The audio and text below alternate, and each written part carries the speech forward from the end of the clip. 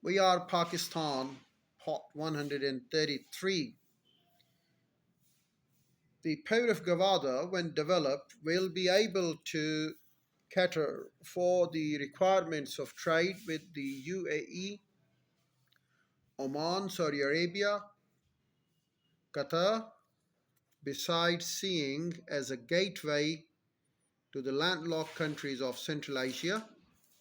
This will help with the marketing EPZ's products.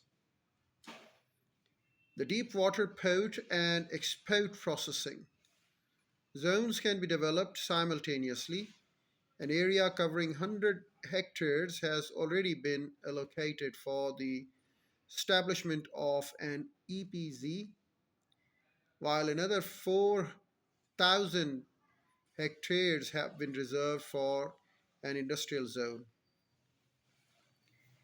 Infrastructure such as transport links, water resources from Dasht River and Mirani Dam, desalination plants, and power generation through Wapta plant at Pasni could be arranged by the government. These are required for the development of EPZs. Restrictions on import. The balance of payments can also be corrected by decreasing imports. At present, consumer goods account for 14% of the total import bill. Most of these are luxury items, some of which could easily be manufactured in Pakistan. The reduction is imported consumer goods and industrial raw materials can greatly reduce the deficit gap. Reduction in imports related to the tertiary sector. I beg your pardon, please. The tertiary sector includes banking, insurance, education, and health. In Pakistan, a trend has been set to hire personnel from other countries on high salaries. This is an extra burden on foreign exchange resources. The solution lies in training Pakistani citizens to the standard required by the companies and institutions operating in the tertiary sector. Trade barriers.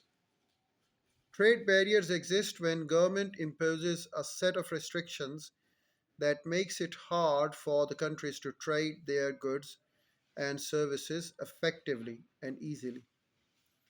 Trade barriers may exist as tariffs, taxes on imports, trade embargoes on a ban on certain imported products, or quotas, restrictions on the quantity of goods imported, etc.